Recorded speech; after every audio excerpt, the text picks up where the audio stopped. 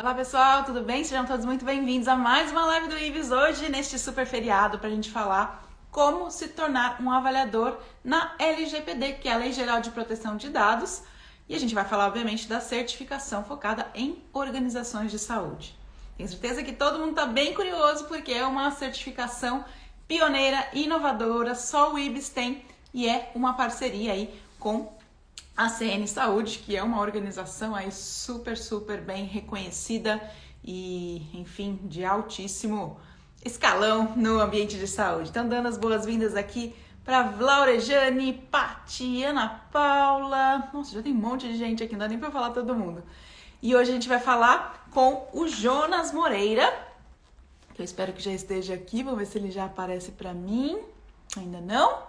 Esperando o Jonas Moreira, André Pádua chegando, Andrés. Vamos ver se eu acho o Jonas aqui para a gente falar da certificação em boas práticas de LGPD. Um tema que está em voga aí, todo mundo abordando LGPD na saúde, abordando LGPD fora da saúde. Lembrando que desde o finalzinho de julho e comecinho de agosto, a LGPD passa a valer oficialmente no nosso país. É uma lei que fala da proteção de dados das pessoas, então todos têm o direito à privacidade de dados, é um direito aí fundamental das pessoas, e muitas organizações de saúde não sabem como atender a essas questões aí super importantes. Jonas está aqui. Jonas, vou tentar te chamar, se você conseguir se convidar. Vamos ver se eu consigo aqui achar o Jonas. Já vi que o Jonas está aqui, falta só eu convidá-lo. Muito bem. É só aceitar, Jonas. O Jonas, que é analista de sistemas e administrador de empresas, com bastante experiência em saúde. Olá, Jonas, tudo bom? Olá, tudo bem? Boa noite. Boa noite. Primeiramente, obrigada por aceitar o convite em pleno feriado. Imagina, é um prazer sempre estar aqui com vocês. Muito bem. Jonas, queria que você então explicasse um pouquinho sobre o seu background, sua formação, quem é o Jonas Moreira e por que ele é um dos palestrantes aí do nosso curso de formação de avaliadores em LGPD. Ok, vamos lá. Bom, Jonas Moreira, eu sou analista de sistemas e administrador de empresas por formação. Tenho especialidades tanto na área de tecnologia quanto na área de administração de empresas. Também tenho a parte de pós-graduação na área de acreditação hospitalar. E venho atuando nesse namoro com a LGPD desde 2018, quando efetivamente a lei foi sancionada aqui no país, né? Então, antes mesmo de eu chegar nesse foco de Lei Geral de Proteção de Dados, sempre trabalhei muito focado nessa parte de tecnologia da informação e gestão de saúde nos hospitais e consultorias que eu também atuei. E lá ainda no finalzinho de 2018, numa troca de assuntos, né, de network com amigos e colegas da profissão, a gente já havia observado uma oportunidade muito grande nessa questão de Lei Geral de Proteção de Dados para adequar as nossas instituições, a nível principalmente de segurança da informação. Como eu falei, eu também tinha um viés muito focado para a tecnologia, a gente tinha uma preocupação muito grande com segurança da informação. Não só a parte de hacker, coisa do tipo, mas também a nível do que fazer, de como tratar a parte das informações dos nossos pacientes na época, né? E aí, obviamente, a gente acompanhando todas essas informações que aconteciam a nível de política, cenário político, coisa do tipo, com o viés da lei. Infelizmente, naquele momento veio a pandemia, que quando de fato a lei iria entrar em vigor, de certa forma a gente ganhou um pouco mais de tempo para adequar as instituições.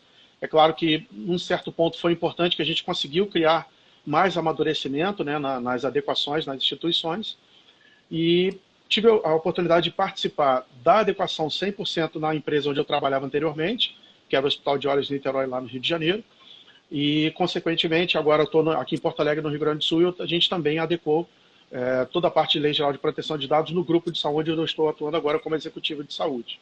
E é E simples além, essa adequação ou não? Ou é um desafio? olha, Alex, no começo foi um desafio, né? Porque assim, lá na época ninguém imaginava o que é isso, o que significa essa sigla, era tudo muito novo, até para a gente convencer, né? Não só a nossa parte interna, nossa diretoria, nossos gestores e até o próprio paciente, obviamente, que era o principal envolvido, que é o titular do dado, o que explicar para ele, né? O que explicar para a população, o que explicar para a sociedade, de que forma que a gente ia tratar essa questão de segurança de dados. Então era um desafio muito grande não só adequar, mas também o que expor para a sociedade, né? O que publicar para a sociedade. Não foi fácil, agora com um pouco mais de experiência, com um pouco mais de maturidade, a gente vai aprendendo, obviamente. Ainda tem muita coisa a adequar, ainda é muito novo para todo mundo, por isso que eu parabenizo o IBS, como sempre, pelo pioneirismo. Mas fácil não é, a gente tem um pouquinho de dificuldade sim, mas é possível, com muito engajamento, com muita dedicação. Muito bem. Bom, então eu vou começar explicando para as pessoas, antes da gente falar do curso efetivamente, quem são as pessoas, os profissionais que podem fazer esse curso e que podem almejar ser avaliador da certificação em boas práticas de LGPD. Então, temos aqui uma lista de profissionais de saúde graduados de todas as especialidades, então fisioterapeutas, enfermeiros, farmacêuticos, nutricionistas, psicólogos, enfim, todos eles podem fazer esse curso. Médicos, quem já está formado como DPO é muito bem-vindo, né? Os Data Protection Officers, controladores de dados, advogados extremamente bem-vindos, porque é uma lei cheia de nuances de direito, analistas de sistemas, profissionais de tecnologia da informação, operadores ou encarregados de tratamento e proteção de dados e também administradores hospitalares. Então, assim, é uma gama grandiosa de profissionais e a gente quer muito que a gente tenha um grupo grande aí de avaliadores, porque a gente já está tendo aí muitas empresas, né, muitas organizações de saúde interessadas em efetivamente certificar a sua organização e a gente precisa de uma equipe aí parruda, uma equipe atuante, muito bem capacitada para estar fazendo esse trabalho. E aí, quem são as organizações que podem, né, obter essa certificação? Basicamente, qualquer organização, qualquer serviço de saúde que esteja, obviamente, estabelecido, tenha aí o seu CNES, tenha toda a sua formalização aí legal, né? E que esteja aí minimamente preparada para as questões da LGPD. A Vivian coloca aqui, é preciso ter experiência para ser avaliador da certificação LGPD? Não, Vivian, não é preciso. A gente vai formar essas pessoas do zero. Então, claro que quem é avaliador é muito bem-vindo, né? E, obviamente, quem é avaliador vai acabar obtendo aí posicionamentos, né? Posições como líderes dessa certificação muito mais rápido e fácil do que quem está entrando. Mas quem é cru, quem ainda nunca atuou como avaliador, não tem problema, porque a gente vai explicar todo o beabá. A gente vai oferecer, além do curso, né, que é um curso de um dia inteiro, muitos materiais complementares para que os alunos, né, leiam, compreendam, estudem, tirem suas dúvidas mesmo após o curso. E, obviamente, como todos os programas de avaliação do IBS, é um programa continuado. A gente vai sempre estar estimulando o aprendizado desse grupo, desse time, para que a gente tenha profissionais extremamente bem capacitados. A Juliana Oliveira falando que é enfermeira, sou da comissão de LGPD do HC da Unesp de Botucatu. Que bom! Temos pessoas aqui já envolvidíssimas nessa questão e são muito bem-vindos aí, não só como avaliadores, mas também as organizações como certificação. Essa certificação também possui níveis? Sim, Liliana, ela tem 2 níveis de certificação, né? O nível de excelência, que é o nível onde essa organização já demonstra aí uma conformidade com requisitos, digamos assim, mais difíceis, mais árduos de ter adesão, mas existe também o nível de certificação, que é o nível mínimo aí de atendimento às boas práticas. Muito bem, então já falamos dos avaliadores, já falamos das organizações, e vou falar um pouquinho antes do Jonas abordar o conteúdo, vou falar um pouquinho quem são os palestrantes. Então, eu vou falar um pouquinho, né, dessa parte de ser avaliador do IBS no comecinho. Vou explicar como funciona, quais vão ser as etapas aí para vocês atuarem. E na parte mais técnica, nós temos 2 profissionais super gabaritados. Um é o Jonas Moreira, que está aqui com vocês, que já se apresentou. E o nosso segundo palestrante é o Lucas Bonafé, que é um advogado aí super renomado. Tem pós-graduação em contrato social de políticas, é coordenador de Direito Digital na Machado Nunes Advogados, que é um dos escritórios de advocacia mais famosos aí de São Paulo e talvez do Brasil. Membro do grupo de trabalho da Proteção de Dados e Privacidade da Abramed. Ele é membro da Comissão Especial de Direito Sanitário e de Privacidade de Dados da OAB e possui formação em Proteção de Dados e Privacidade pelo INSPER. Então, ele, junto com o Jonas e junto comigo, vamos aí estar capacitando essa turma de novos avaliadores, novos e antigos avaliadores na LGPD. Então, Jonas, queria então que você explicasse para as pessoas, passo a passo, quais vão ser os temas abordados nesse curso. Bom, vamos lá. A gente, primeiramente, o IBS, junto com a CN Saúde, como a Alex já citou, foi desenvolvido um manual de certificação, né, um norte, onde vai nos ajudar muito, vai ajudar muito o avaliador a seguir o passo a passo do que encontrar nas instituições. Eu, particularmente, tive o prazer de participar no desenvolvimento como comitê científico nesse manual. Ele ficou muito bem elaborado, muito bem desenvolvido, só gente altamente gabaritada, com um conteúdo muito importante para nos ajudar.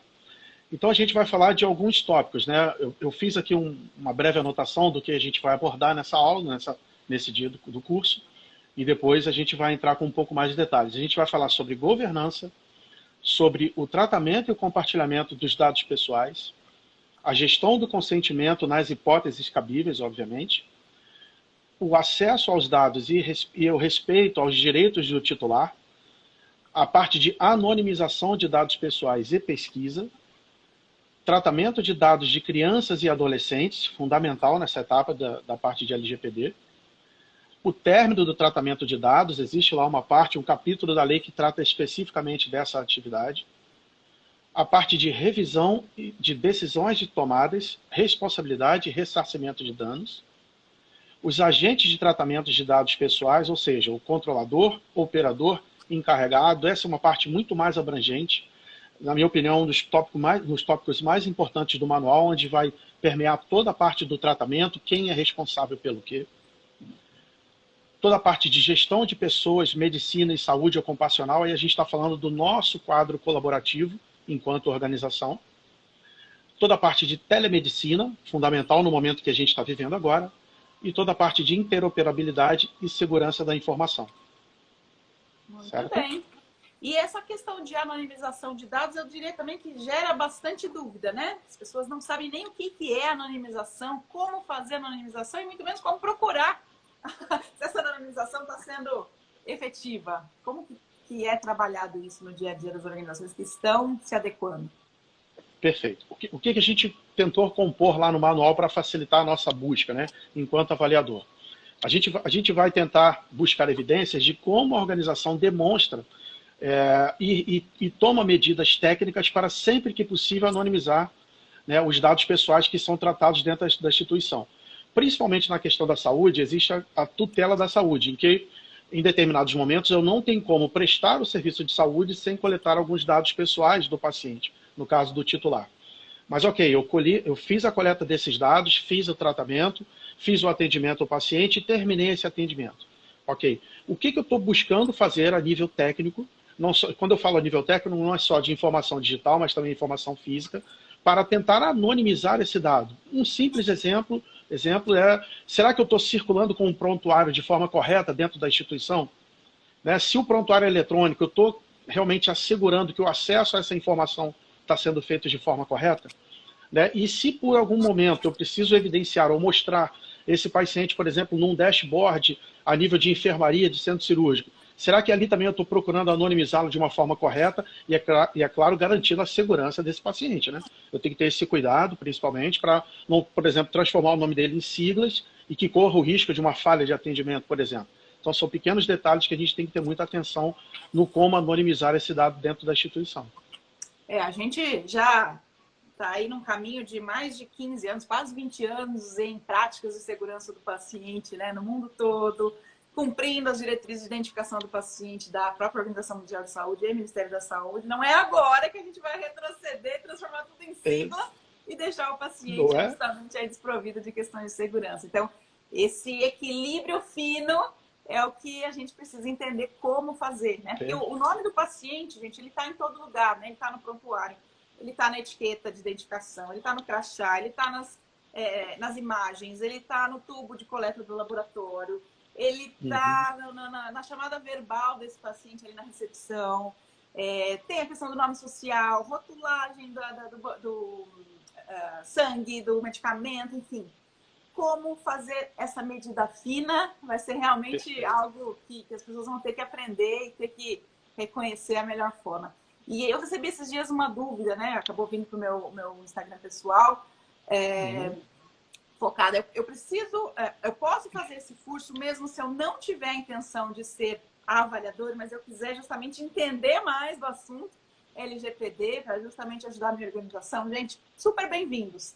Né? Claro que eu tenho certeza que 90% das pessoas vão estar lá para ser avaliadores, mas quem quiser fazer o curso por aprendizado, por entender melhor todos esses conceitos que vão ser explicados ponto a ponto, focado em organizações de saúde, porque os cursos hoje que existem de LGPD, que são vários no mercado, eles focam de maneira generalista, LGPD para indústria, LGPD para escritórios, para supermercados, enfim, mas não necessariamente para o ambiente de saúde. Então, é um curso realmente que vai ajudar as organizações aí que estão em busca. A Vivian colocou aqui expresso, né, os níveis de certificação. Então, o bronze preconiza 60% de atendimento aos requisitos, mais os requisitos obrigatórios, que são alguns que não podem faltar de maneira alguma. O nível prata, 70% de atendimento aos requisitos, mais os obrigatórios. E o nível ouro é 90% de atendimento, mais os obrigatórios. A Vivian está perguntando aqui, Jonas, vou pedir para você responder, como fazer a identificação segura do paciente e, ao mesmo tempo, manter o atendimento LGPD? Vivian deixou as perguntas mais difíceis. Vamos lá. Eu me lembro no momento da adequação que a gente iniciou lá no hospital ainda em Niterói, foi realmente essa questão que você citou da segurança do paciente, né? Nível 1 lá da parte dos protocolos de segurança do paciente, né? Identificação, e agora como tratar isso de forma segura. Olha, tudo vai como a gente capacita e treina os nossos colaboradores, né? O DPO, dentro da instituição, ele tem um fator fundamental na análise e no monitoramento do controle das informações pessoais. Como você mesmo citou, é claro que eu não posso deixar toda a segurança do paciente por água abaixo, porque agora eu tenho que adequar uma lei. Não, não é isso. Mas eu tenho que garantir requisitos mínimos, que todo aquele acesso à informação básica do paciente esteja de acordo, para garantir a segurança dele, mas também eu tenho que garantir que aquele acesso esteja correto. Eu chamei o Jonas Moreira Neto para ser atendido, fiz a conferência, fiz o seu contra-cheque com a sua data de nascimento, mas eu tenho que, por exemplo, avaliar a privacidade onde eu estou fazendo isso. Né? Eu também não vou sair, né, falando o nome dele, a esmo, coisas do tipo. Eu tenho que avaliar se eu vou circular com algum documento físico. Esse documento está muito bem guardado, está numa pastinha adequada, né, fazendo toda a parte de segurança da informação de forma que não esteja todo mundo vendo, principalmente outro paciente. Então, tem uma série de detalhes que a gente tem que literalmente tomar conta mesmo, fazer um brainstorming com a sua equipe. Vamos lá, como que a gente está adotando, como que a gente está realizando hoje o tratamento da informação pessoal do paciente que a gente está atendendo. E eu tenho certeza que ali a gente vai sempre encontrar situações que a gente pode melhorar no dia a dia. Com certeza. A Cláudia Matias perguntando, o envio de informações para as operadoras é previsto no manual e no curso? Boa pergunta. Sim, é previsto.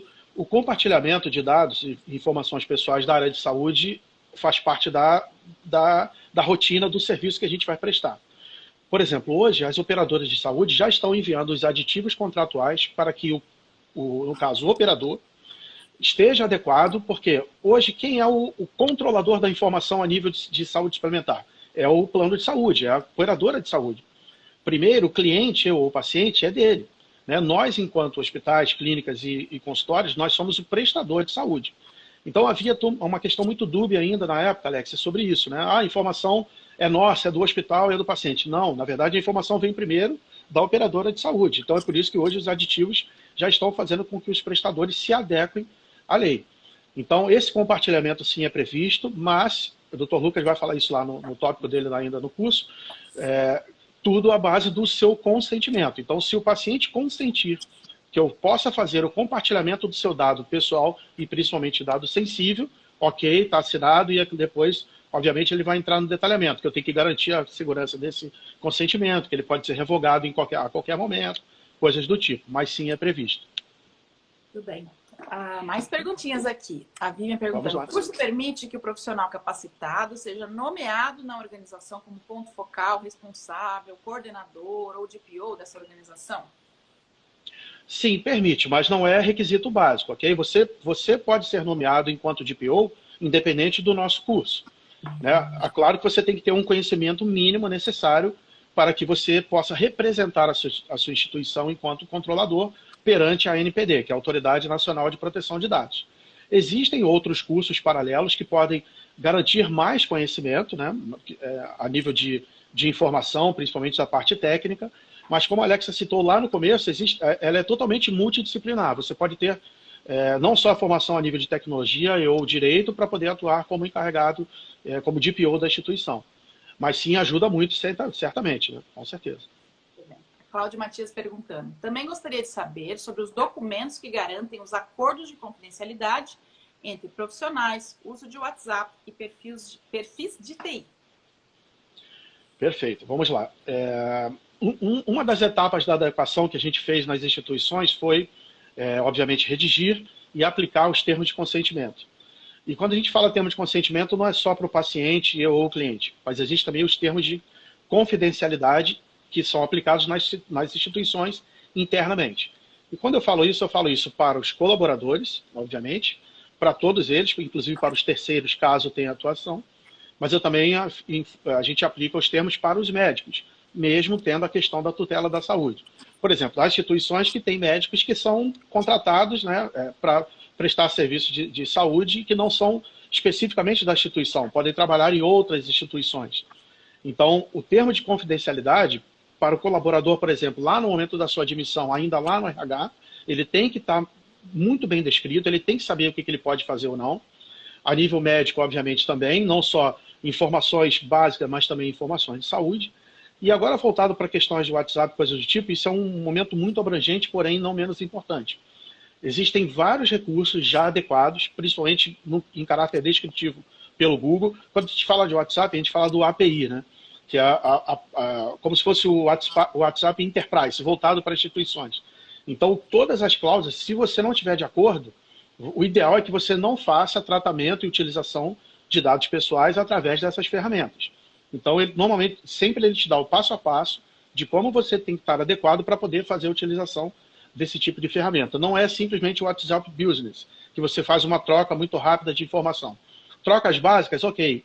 Vai tratar informação e principalmente de dados sensíveis, o ideal é avaliar o conteúdo daquilo que você está trocando primeiro antes de fazer a utilização dessa ferramenta. A Cláudia responde, né? Um mundo de novas diretrizes. O RH precisa estar muito envolvido. Governança clínica e segurança da informação. Todos eles. Todos eles, com certeza. E os coordenadores também das áreas, né? Se eles não estiverem envolvidos nessa temática, não adianta RH estar envolvido, não adianta a liderança estar envolvido e eles estarem descumprindo essas diretrizes, né? Então, primeiramente, formalizar essas diretrizes, quais são as regras internas da organização, quais são as diretrizes que têm que ser cumpridas por cada uma das áreas, e aí garantir que as pessoas sejam treinadas nessas diretrizes, capacitadas para implementar, e obviamente vale a pena, de vez em quando, fazer uma auditoria interna, verificar se, né, tudo isso está sendo cumprido, porque não adianta a gente só achar que está no papel e efetivamente as pessoas estão seguindo, que na prática a gente sabe que não é bem assim, né? Perfeito. Cláudia falando que é de todo mundo, muito bem. E aí lembrar, gente, o IBIS também, antes mesmo da certificação, lá já muitos meses atrás, o IBIS criou um produto de adequação das organizações de saúde à LGPD. Então, quem coordena esse produto é o Lucas, né, o Dr. Lucas, que a gente falou que é da Machado Nunes. Então, vocês estarão em super boas mãos aí, garantindo essa adequação para quem ainda não começou ainda vagamente essa conformidade aí às diretrizes. A Vivian, mais uma pergunta aqui para você, Jonas. Na sua opinião, o direito ao acesso ao prontuário será mais facilitado e agilizado agora que a lei já tem suas sanções aplicáveis? E o que vemos é muita burocracia e demora nesse direito ao paciente. Perfeito, muito bem colocado. O direito de acesso à informação, na verdade, ele sempre existiu, né? Até baseado em algumas resoluções do próprio Conselho Federal de Medicina. O LGPD veio agora para poder somar e nos dar mais parâmetros legais para poder atender a esses acessos, a esses direitos, né? O mais importante, Alex, é isso tem que estar muito bem descrito para o titular. Nas política de privacidade que a gente publica para o paciente ou para a sociedade, esses direitos eles têm que estar muito bem descritos, tópico a tópico. O que ele pode solicitar, de que forma que ele pode solicitar, o quando que ele pode solicitar e qual é o canal de comunicação a que ele deve solicitar. Então, essa política, esse passo a passo, como a gente vai citar lá no manual e também no curso, isso tem que estar muito bem descrito para que esse direito seja garantido. Existem várias formas da gente atender as requisições do titular do dado, no caso da gente, o paciente. São várias temáticas que a lei permeia. Existe um capítulo inteiro só para isso, mas o mais importante é a gente mostrar para o paciente como a organização está preparada para atender a esses direitos de acesso.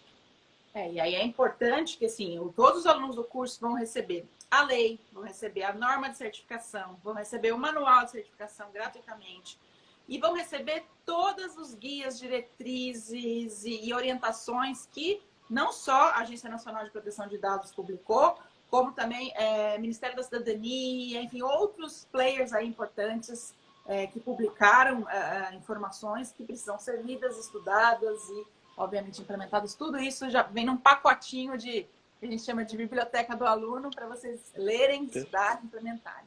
E a Miss Sertório está perguntando, é comum nas instituições utilizarem o WhatsApp comum, não o business, né? Para uma série de troca de informações de pacientes, como que isso não seria conforme? Existe alguma ferramenta do WhatsApp específica para tal? Existe, foi o que eu citei anteriormente. Existe a ferramenta chamada API, que é Application Program Interface. Ela é uma ferramenta como se fosse um requisito enterprise para a gente utilizar. O WhatsApp comum e o WhatsApp Business, que é aquele 1 para 1, ele não é o adequado perante a segurança da informação para fazer a tratativa de dados pessoais, principalmente dados sensíveis. Houve uma instituição, por exemplo, que a gente fez uma avaliação e a gente percebeu que havia uma troca de informação. De um lado estava a secretária trabalhando na instituição e do outro lado, obviamente, o paciente, e havia uma troca de informação de dados sensível ali, muito sensível. Por isso, começava simplesmente com uma fotografia da identidade da pessoa e da carteirinha do convênio. Já troquei dado pessoal. E uma ferramenta que não é adequada, que é o WhatsApp comum. Lembrei, a gente ainda pegou um ponto que estava utilizando o WhatsApp pessoal, não era nem o business. E aí, numa continuidade de troca de informação, a gente percebeu que havia dados sensíveis, porque ali estava coletando, vou adiantar por aqui, por exemplo, de uma forma muito simplória, vou adiantar e vou mandar os meus exames laboratoriais que eu peguei ontem no laboratório. Aí a pessoa compartilhava ali o PDF. Ora, está na mão de uma secretária, enfim. O que garantia que eu tenho que a segurança da informação ali está correta? Então, não é o ideal. Como eu falei, existem mecanismos e ferramentas apropriadas para isso, porque é uma série de diretrizes que a instituição tem que se adequar para poder ter essa troca. Não que a troca não possa ocorrer, sim, ela pode, mas existem meios legais para isso. Acho que um caso muito clássico, que ficou famoso na mídia inteira, foi o caso da dona Marisa, né, que era a esposa do ex-presidente Lula, onde o exame de tomografia dela circulou pelo país inteiro, né, através de uma única mensagem de WhatsApp, e aquilo lá se espalhou pelo Brasil inteiro e as pessoas ficaram sabendo de detalhes daquele exame que não eram para ter sido de maneira alguma divulgados, né? Então acho que esse foi um caso bem clássico e tem outros casos também que saíram em mídia antes da promulgação da lei, que a gente pode relembrar aí e ter como exemplos aí bem firmes do que não deve acontecer de maneira alguma na disponibilização desses dados. A própria lei do Marco Civil da Internet fala sobre isso, que apelidaram de Lei Carolina Dickmann, sobre isso. No momento lá de vazamento de dados e informações, mas trata exatamente disso. Verdade, que na época foram fotos íntimas, né, da atriz que foram divulgadas. Exato. A Cláudia falando, os acessos aos resultados de forma digital também passam por uma série de adequações, por exemplo, na definição de senhas, correto? Correto, perfeitamente. Há casos, por exemplo, novamente citando um exemplo de um laboratório. Hoje a gente vai fazer o nosso exame, né, de laboratorial, coisas do tipo, diagnóstico por imagem, e a gente recebe lá o nosso cartãozinho para poder ter o acesso. Ali está ok. É claro que o laboratório que esteja trabalhando de forma correta, ele vai fazer ali a sua política, vai exibir o termo de consentimento para que você faça acesso aos seus dados, mas ele tem que garantir principalmente a segurança da informação, usuário e senha. Simples assim. E ele tem que entregar para você, não é para o seu médico. Você que é o titular do seu dado. Se você autorizar e consentir compartilhar com o seu médico, ok. Mas o acesso e a informação pertence a você, titular do dado. Não era incomum a gente fazer alguns diagnósticos organizacionais em organizações que estavam ainda, né, entrando no processo de acreditação, não eram acreditados ainda.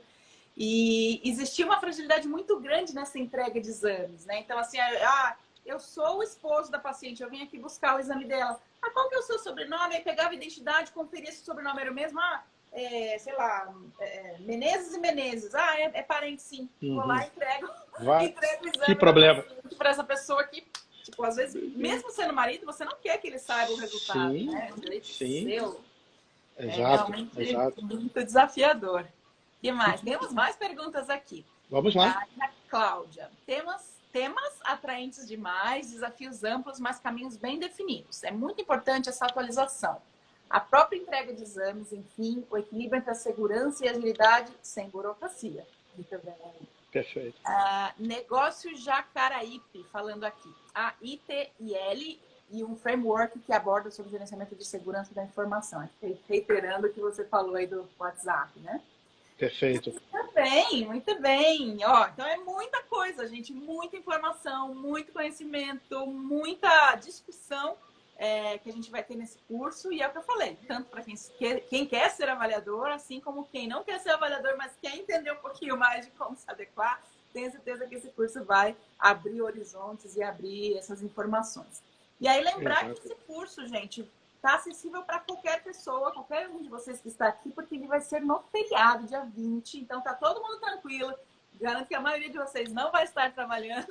Então, dia 20, das 8h30 às 5h30 da tarde, 8h30 da manhã às 5h30 da tarde, todos estão convidados. A inscrição é lá no www.ibes.med.br para quem quiser garantir a sua vaguinha, porque é daqui apenas 5 dias que esse curso já vai estar acontecendo. Tem mais perguntas. A Liliana Aranha, não sei se é Liliana, perguntando: como funcionaria a LGPD com a medicina à distância, a telemedicina?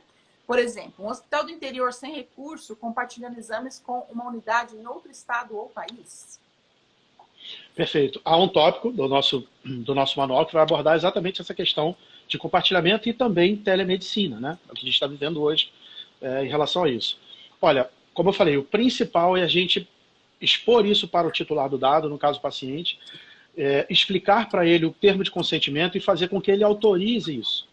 Não, se o titular do dado autorizar esse compartilhamento de informações entre profissionais ou entre instituições, tudo isso é possível. Mas não adianta a gente simplesmente, Alex, entregar um documento e fazer com que ele assine sem ele saber o que ele está assinando. Infelizmente, há casos em que acontece. Isso não é o cenário ideal. Então, o nosso manual vai ajudar exatamente nessa questão. É importante eu detalhar para ele o que eu vou estar compartilhando, de que forma e com quem e com qual objetivo. E aí sim, de forma muito mais clara, fica muito mais fácil para ele entender, e aí sim ele vai assinar esse consentimento e permitir esse compartilhamento. Muito bem. A Sara Belisário mandou uma pergunta. Já tenho vários cursos, inclusive a certificação de DPO. Esse curso será válido para mim? Qual diferencial irá agregar? Perfeito. Bom, vamos lá. Assim como eu também fiz as certificações para DPO, eu fiz, por exemplo, as minhas no Exim. E o que esse curso vem a complementar? Primeiro, obviamente, como eu falei, o manual está muito bem redigido, muito bem desenvolvido. E ele é um norte, um passo a passo para nos ajudar, enquanto instituição de saúde, a estar adequado para a tratativa e adequação à Lei Geral de Proteção de Dados.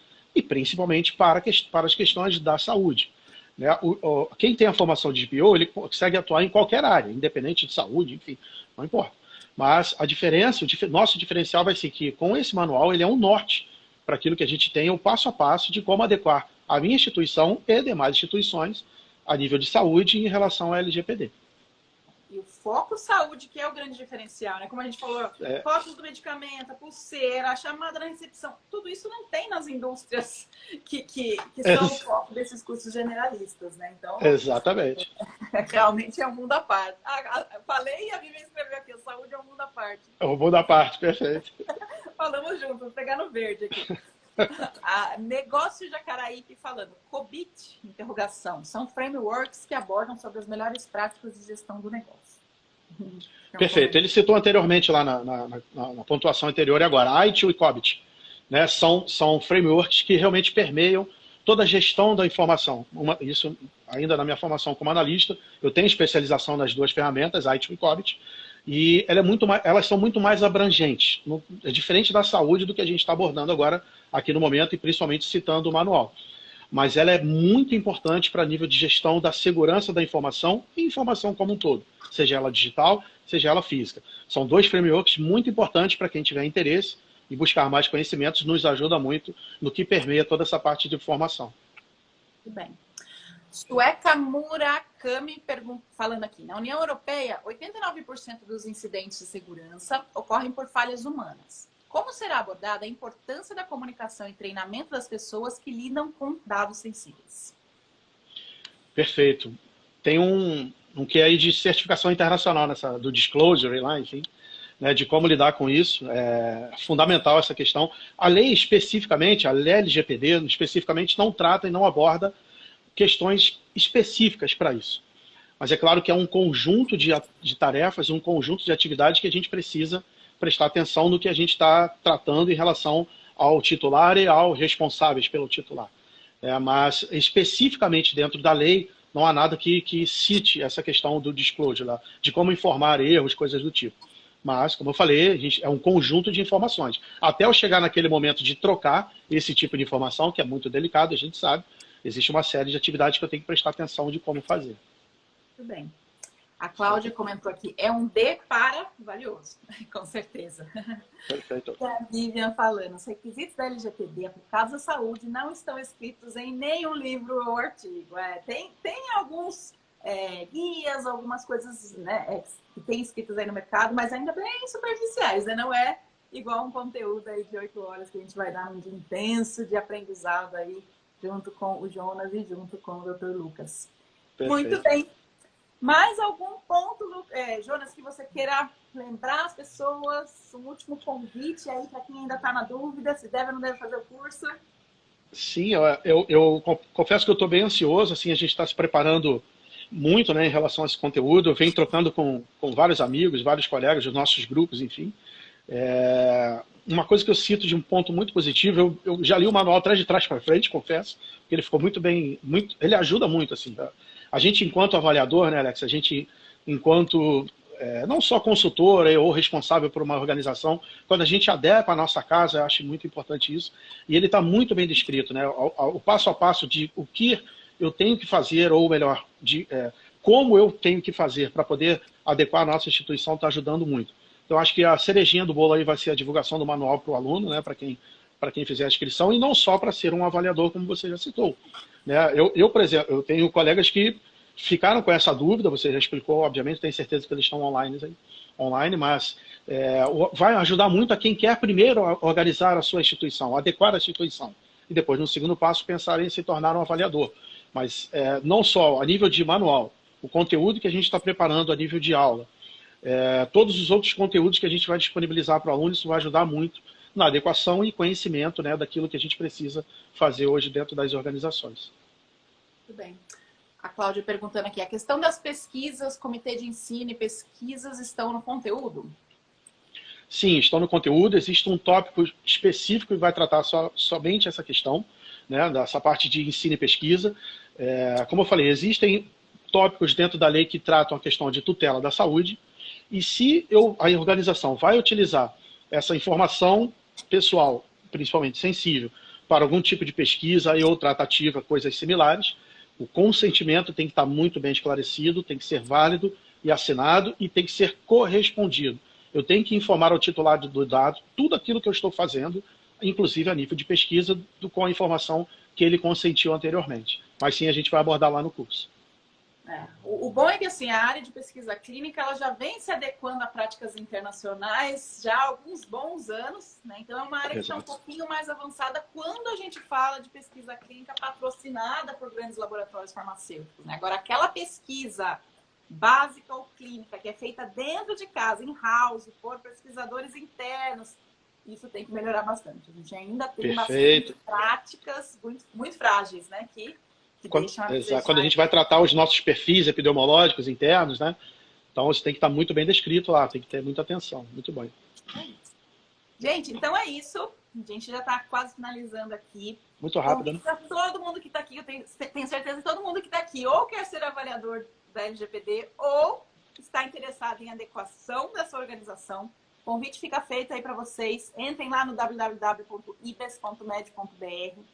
O curso vai ser dia 20 agora, que é feriadão, cai num sábado. Sábado, né? Acho que é isso. Sábado? Cai num sábado. Tranquilo para todo mundo fazer esse curso. É o dia inteiro, mas é um dia tranquilo.